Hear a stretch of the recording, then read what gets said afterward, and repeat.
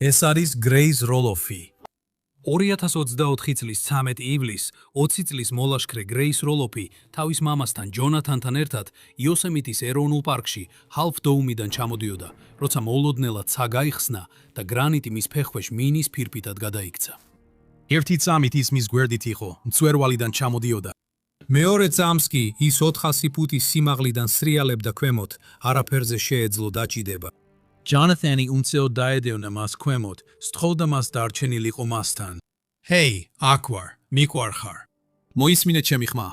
არ დაგტოვებ, რაც Grace დაემართა, ეს კოშმარია, რაც არც ერთ მამას არ უნდა გამოეცადოს. და კიდევ რაღაცას გეტყვი, ის ერთადერთი არ არის. დღეს შევხედავთ 6 ტრაგედიას, რომელთაც პარკები მოლაშქრეებს აბრალებენ, მაგრამ როგორც ნახავთ, სიმართლე ბევრად უფრო საეჭვოა. და განსაკუთრებული ყურადღება მიაქციეთ მეხუთე ისტორიას. ეს ის ისტორია, რომელმაც ღამით არ დამაძინა, რადგან ამტკიცებს, რომ 15 წლის განმავლობაში ეროვნული პარკების სამსახურს $6 გამოსავალი ჰქონდა, რათა სიკვდილი შეეჩერებინა, მაგრამ მათ მისი გამოყენება არ ისურვეს. მოგესალმებით ექსტრიმში. 2015 წლის 14 სექტემბერს საღამოს 5:30 საათზე ზიონის პარკის რეინჯერები სასტრაფოდ მიიჩქაროდნენ Keyhole კანიონის შესასვლელისკენ, გზის პირას. საშავი იყო. ამინდის რადარმა აჩვენა, რომ უზარმაზარი შტორმი მთებზე ზუსტად მათ ზემოთ წყლის კედელს უშვებდა.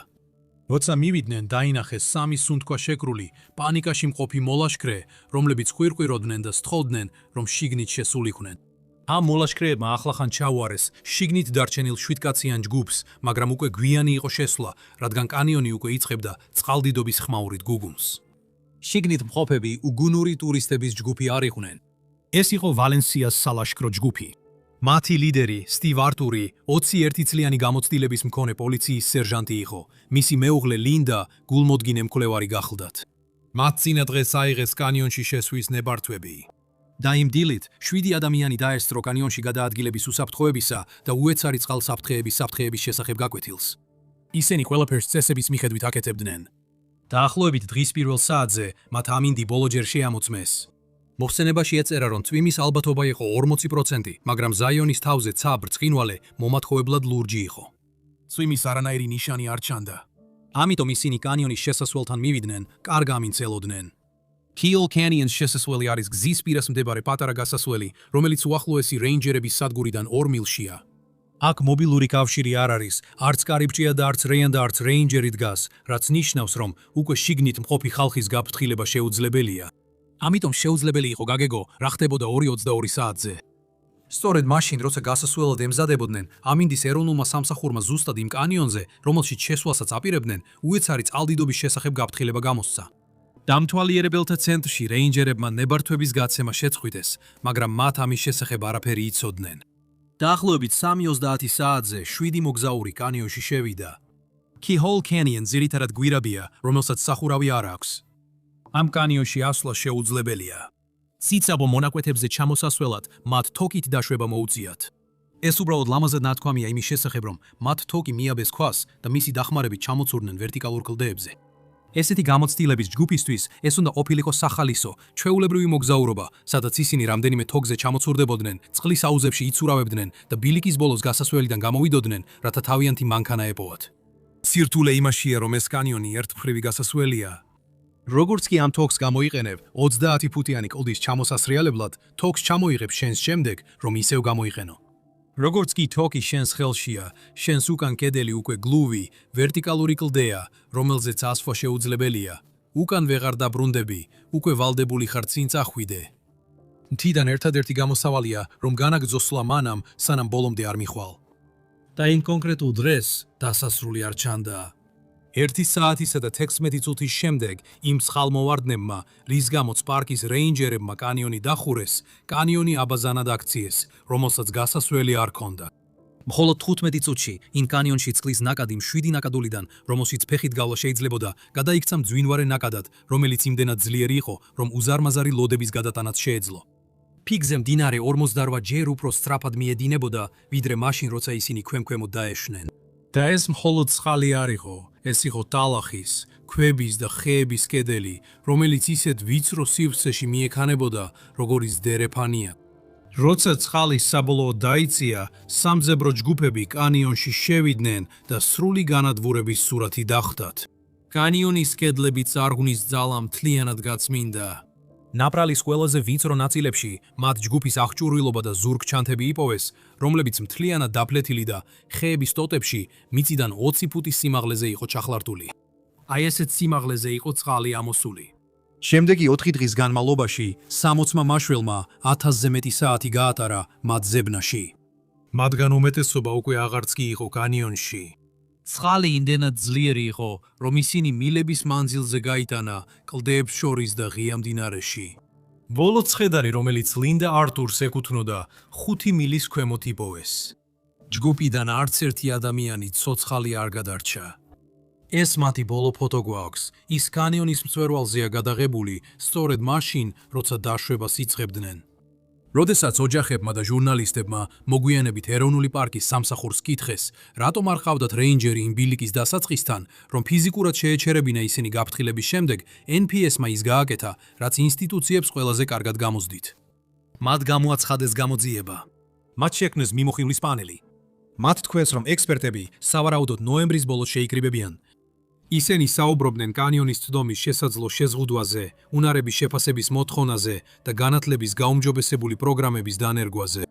ეს იყო 2015 წელი. ამ მიმოხილვის პანელის საბოლოო საჯარო ანგარიში არასოდეს გამოქვეყნებულა. მაგრამ აი როგორ გაიგებთ, როგორ აღიქვამს ეროვნულ პარკთა სამსახური საბუთარ პასუხისმგებლობას? როდესაც პარკის ზედამხედველს კითხეს, უნდა დაეცვა თუ არა ნებართვების სისტემას ისინი, მან აღიარა, რომ ნებართვების სისტემა შექმნილია ველური ბუნების დასაცავად და არა აუცილებლად ადამიანების. 7 ადამიანმა გადაიხადა საფასური, 7 ჰქონდა მოქმედი ნებართვა, 7 გააფრთხილეს რისკის შესახებ და ენდოსისტემას, რომ თუ რამე არასწორად წავიდოდა, ისინი დაიცავდნენ. სისტემას კართან არავი ჰყავდა. მაგრამ რამდენადაც ტრაგიკულია ეს ისტორია, ეს არ არის ის, რომელმაც ამ სიიდან ღამით არ დამაძინა. ის მოგვიანებით მოდის. ეხლა კი გადავდივართ 22 მილით ჩრდილოეთით, იოსემიტის ეროვნულ პარკში მდებარე ჰალფ დომთან და კითხვაზე, რომელსაც ეროვნული პარკის სამსახური არასდროს უპასუხია სრულად. ყოველ წელს ათასობით ადამიანი ადის ამ კლდისკენ. ნათელ დილას, როცა ველი თქვენს ქვემოთ იშლება, ეს არის ერთ-ერთი ყველაზე ლამაზი რამ, რაც ოდესმე გინახავთ ცხოვრებაში. მაგრამ მწვერვალზე ასასვლელად ბოლო 400 ფუტს უნდა გადაურჩეთ. ეს თითქმის ვერტიკალური გრანიტის კედელია. შენი ერთადერთი უსაფრთხოება არის 2 ლითონის საკაბელო, რომელიც კლდეშია მიმაგრებული და თხელი ხის ფიცრები ფეხებისთვის. 20 წლის გრეის როლოფი იქ იყო, რათა თკბობოდა ხედებით 2024 წლის 13 ივლისს. ის საერთოდ არ უნდა ყოფილიყო იქ. მან და მისმა მამამ წლები გაატარეს ნებართვის მისაღებად, სანამ ბოლოს მოიგეს პარკის ხოლოდვიური ლატარია, რომელიც ხალხის რაოდენობას დღეში მხოლოდ რამდენიმე ასეულ ადამიანამდე ზღუდავს. ისინი ფიქრობდნენ, რომ იღბლიანები იყვნენ. იმ დღეს გრეისი და მისი მამა ჯონათანი მწვერვალს დაახლოებით 3 საათზე მიაღწიეს. მაგრამ როცა ხედით თკბობა, დაიწყეს ცა მოღრუბლული გახდა. ზაფხულის ქარიშხალი ახლოვდებოდა. ამერიკაში ტურისტულ ადგილების უმეტესობაზე ეს უბრალოდ იმას ნიშნავს, რომ მანქანამდე დაბრუნებისას ოდნავ დასველდები. Half Dome-ზე ეს უფრო ცუდს ნიშნავს. ისინი დაშვებას წვიმაში იწყებენ. წვიმა უთხრამდა გრანიტს და მქარ, სტაბილურ ფიცრებს. Half Dome-ზე ის ხის ფიცრები, რომლებზეც დგახარ, ერთმანეთისგან 10 ფუტის დაშორებითაა განთავსებული. ამ ფიცრებს შორის არაფერია, გარდა გლუვი ქრისა. გრეისი ახალდახალი სალაშქრო ფეხსაცმელებით იყო. მან ისინი სპეციალურად ამ მოგზაურობისთვის იყიდა, სჯეროდა რომ ახალი რეზინი უსაფრთხოდ დაიცავდა.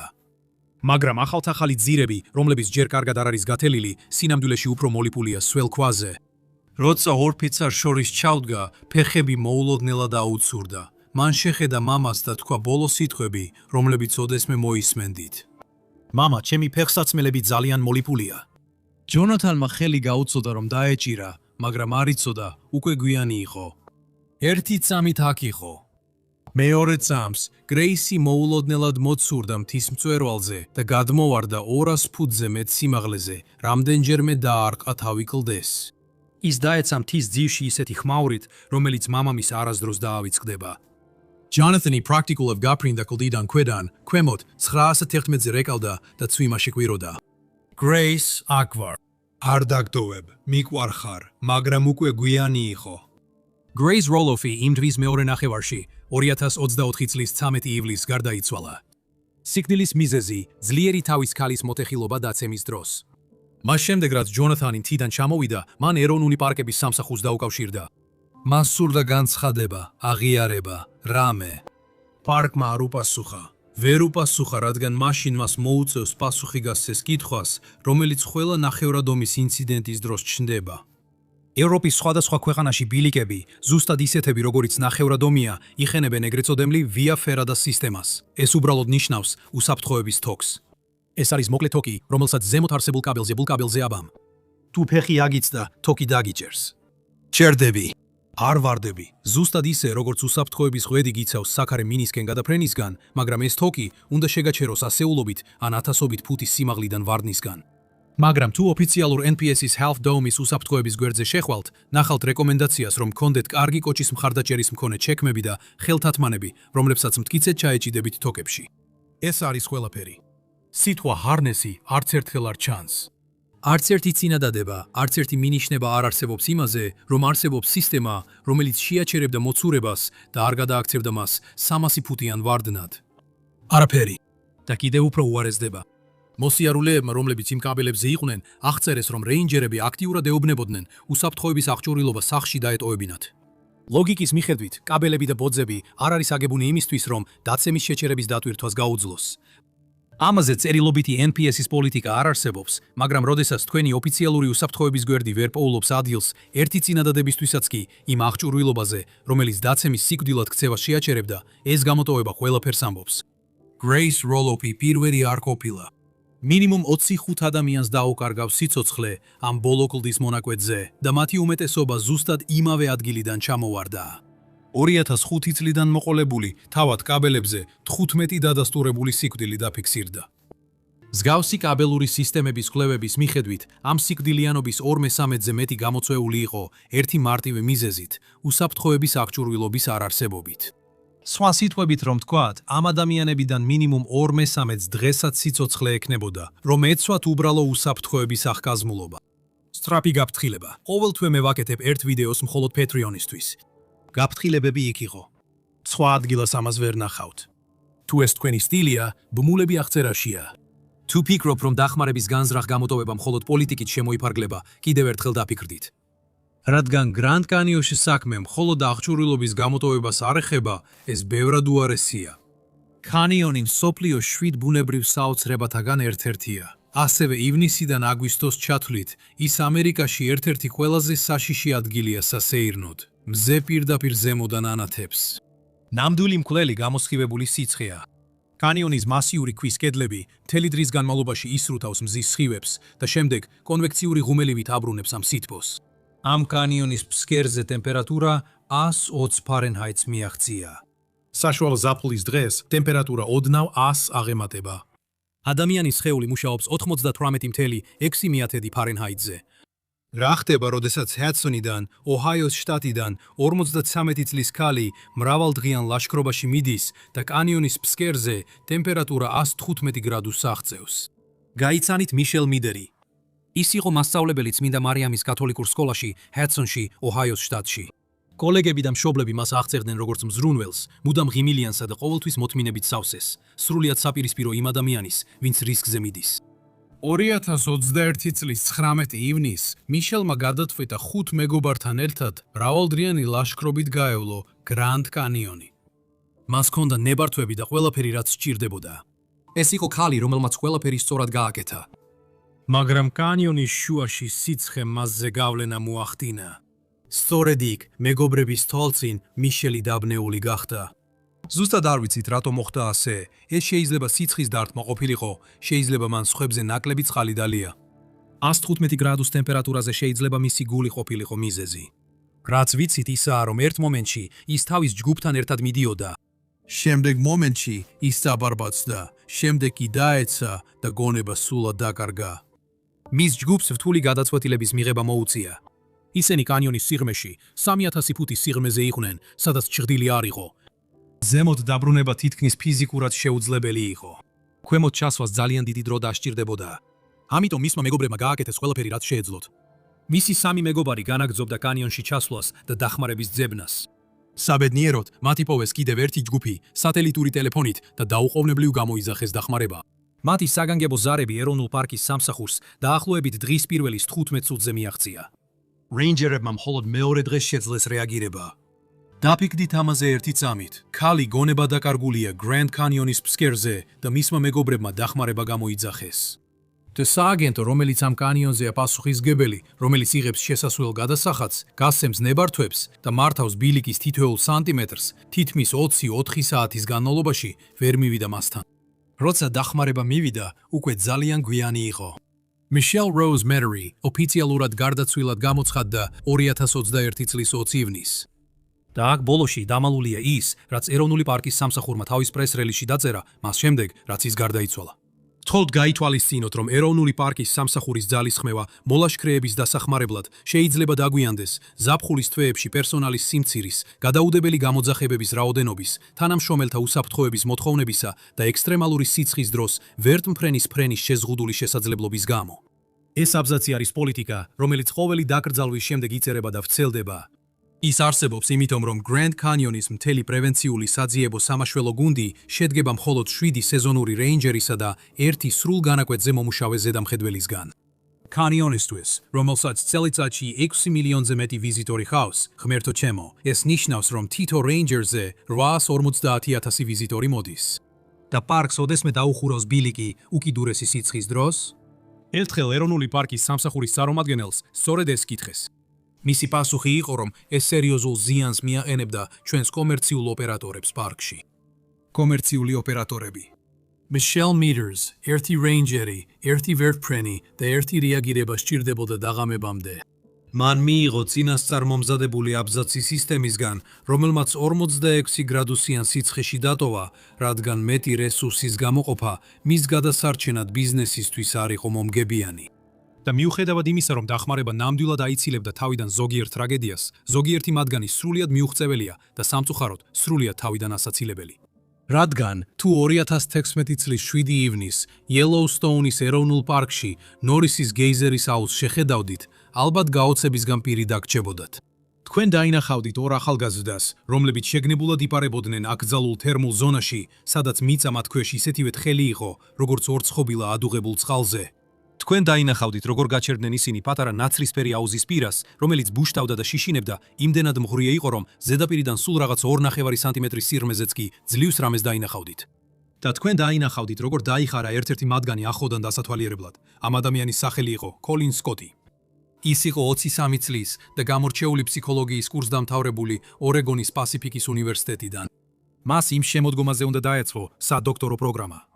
ის და მისი და სეიბლი სასწავლებლის დამთავრების შემდეგ მოგზაურობენ და მცირე თავგადასავლის განწყობაზე არიან. ამიტომ ისინი წავიდნენ იელოუსტოუნში, ეძებდნენ ადგილს, სადაც შესვლა და განტვირთვა შეიძლებოდა, მაგრამ იელოუსტოუნი სპა არ არის. ეს ვულკანური ზონაა. წყლები ცხელია, მჟავიანია და ხშირად აღწევს ისეთ ტემპერატურას, რომელსაც არც ერთი საზომი არ აფიქსირებს. და განსხვავებით ზოგიერთი პარკისგან, სადაც საზღვრები მხოლოდ რეკომენდაციაა, იელოუსტოუნი ძალიან მკაფიოდ აჩვენებს, რომ ამ წყლებთან თამაში არ შეიძლება. ყოველი ბილიკის გასასვლელთან განთავსებულია ნიშნები და ფედერალური რეგულაციები, რომლებიც მკაფიოდ გძალავს ვიზიტორებს ბილიკიდან გასვლას. იმ დღის შუადღეს, დაახლოებით 1:30 საათზე, კოლინმა და სეიბლმა წაიკითხეს ეს ნიშნები და მაინც განაგრძეს გზა. მათმა ორმა ადამიანმა გაიარეს 225 იარდი იელოუსტოუნის ყველაზე ცხელ და არასტაბილურ თერმულ ზონაში, ნორისის გეიზერების აუზში. ეს მთელი ტერიტორია შეზღუდული იყო და სპეციალურად აკრძალული სტუმრებისთვის. კოლინი ჩაცმული იყო შლაპებით. ის მუხლებზე დაემხო პატარა თერმული მჟავე წყლის აუზის ნაპირზე, რომელიც დაახლოებით 6 ფუტის სიგრძისა და 10 ფუტის სიღრმის იყო, რათა ტემპერატურა შეემოწმებინა. მიწა სველი და მოლიპული ხრეში იყო. რამდენიმე წამში ის მოცურდა და ჩავარდა და მაშინვე მისმა სხეულმა შოკში ჩავარდა. ამ ტემპერატურაზე ადამიანის კანი წამებში იწყებს დაშლას. აუზში წყლის ტემპერატურა დაფიქსირდა 212 ფარენჰეიტ გრადუსზე, რაც თერმომეტრის მაქსიმალური მაჩვენებელია. რეალური ტემპერატურა შეიძლება უფრო მაღალი ყოფილიყო. სეიბლმა მაშინვე სცადა მისი ამოყვანა და თავადაც მსუბუქი დაზიანებები მიიღო. სხვა არაფერი შეეძლო, ამიტომ უკან გაიქცა უახლოესი რეინჯერის პოსტისკენ დახმარების მოსაძებნად.